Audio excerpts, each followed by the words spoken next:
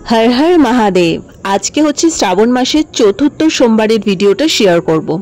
তোমরা ভাবছো যে অলরেডি আমি এর আগে জন্মাষ্টমী, ঝুলনের যাত্রা, তারপর গণেশ পুজো সমস্ত কিছু দেওয়ার পরে কেন মানে এতদিন বাদে কেন শ্রাবণ মাসের শেষ সোমবারের ভিডিওটা দিচ্ছি। কারণ সত্যি বলতে ভিডিওগুলো সব পেন্ডিং হয়ে আছে, আমার একদম এডিট করে হয়ে ওঠা উঠছে না। তো আমি ভাবলাম যে 3টে সোমবার যখন আমি ভিডিও আপলোড করেছি এই বছরে, তখন লাস্ট সোমবারটা মিস কেন করব, একটু হয়তো লেট হয়েছে বাট আমি এটা এডিট করে ছেড়ে দিই। তো লাস্ট সোমবারটা ভগবান হয়তো আমাকে এই রূপেই দেখতে চেয়েছিলেন, শাড়ি টাড়ি পরে, একদম পাতলা একটা কটনের শাড়ি পরে একদম আমাদের বাড়ির কাছে কালীবাড়িতে চলে এসেছিলাম মহাদেবের পুজো করতে। তো যেহেতু আজকে শেষ সোমবার তাই কিন্তু প্রচণ্ড ভিড় ছিল এবং সেই তুলনায় মানে একদম প্রথম যখন আমরা গেছিলাম ইয়েতে ভূতনাথ মন্দিরে অতটাও হয়তো ভিড় পাইনি, যেটা এই লাস্ট সোমবারে এসে এতক্ষণ অপেক্ষা করে আমাকে ভিড় ঠেলে পুজোটা দিতে হয়েছে। হয়তো ভগবান এটাই চেয়েছিলেন যে একটু কষ্ট শেষ সোমবারটা করেই নাও। তো প্রথমেই আমরা কালীবাড়িতে ঢুকেই চলে যাই আমাদের রাধাকৃষ্ণের কাছে, সেখানে গিয়ে আগে ঠাকুরের অনুমতি চেয়ে তারপরে আমরা একটু একটু করে সমস্ত আমাদের বাকি ঠাকুরদের সাথে দর্শন করে নিই।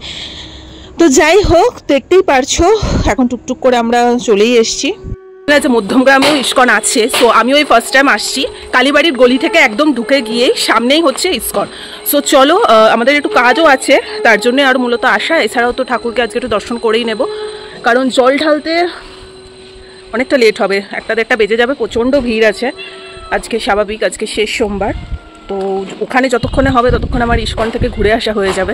এছাড়াও বেশ কিছু কাজ আছে, সেগুলো করা হয়ে যাবে। সো তোমাদের আমি দেখিয়ে দিচ্ছি মধ্যমগ্রামের ইস্কনটা, তোমার সাথে থাকো, দেখতে থাকো।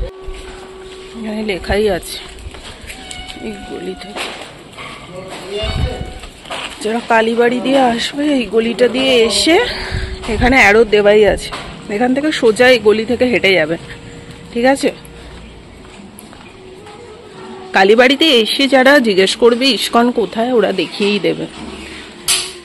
ওকে, সো একটু কাজ ছিল সেগুলো করে নিয়েছি। ভেতরে তো আমি আপাতত ভিডিও করতে পারিনি, আর ভিতরটা ভীষণ সুন্দর। তো সো আপাতত আবার যাই, মন্দিরে যাই, দেখি কতক্ষণে হয় আমাদের পুজোটা। তো ইস্কনে কিছু কাজ ছিল সেটুকু করে তারপরে আবার আমরা চলে এসেছি। তখনও দেখছি অজস্র ভিড়, মানে কি আর বলবো, এরই মধ্যে আবার বৃষ্টিও নেমে গেছিল। তো যাই হোক, সব কিছু মাথায় নিয়েই আজকে পুজোটা হলো। এখানে ধূপকাঠি আছে, মোমবাতি আছে, ফুল আছে, এখানে মাথায় দেওয়া সব জল, দুধ আছে, বেল আছে, বেল কাটা সমস্ত কিছু আছে। এখানে 5 রকম ফল টল সব কিছু আছে এখানে।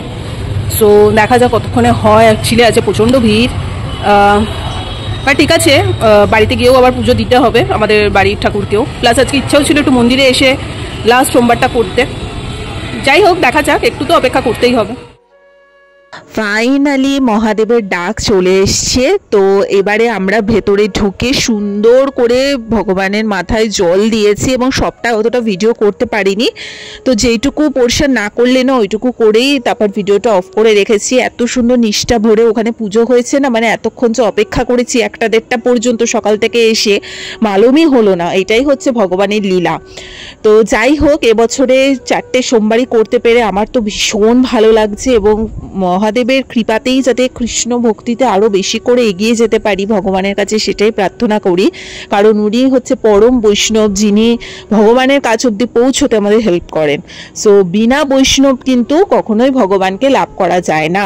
বৈষ্ণবের সবসময় এজন্যই সুনাম করতে হয়। বৈষ্ণব অপরাধ কখনোই করা উচিত না, কোনো বৈষ্ণব নিয়ে কুনিন্দা কুপরচর্চা করা উচিত না। কারণ বৈষ্ণবের যদি একবার অপরাধ লাগে কৃষ্ণ তাকে কখনোই ক্ষমা করে না, আর পরম বৈষ্ণব হচ্ছে মহাদেব। ওকে, সো পুজো আচ্ছা কমপ্লিট, ভীষণ ভালোভাবে সুস্থভাবে পুজোটা দিয়েছি। কমপ্লিট 4টে সোমবার একদম কমপ্লিট। ভগবান চেয়েছে বলে এই বছরে 4টে সোমবারই পুরোপুরি ঠিকঠাক অবস্থায় করতে পেরেছি। তো যাই হোক, চলো এখন বাড়ি থেকে যাওয়া যাক।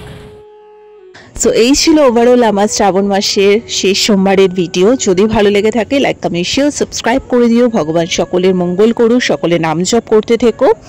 হর হর মহাদেব, হরে কৃষ্ণ, রাধে শ্যাম।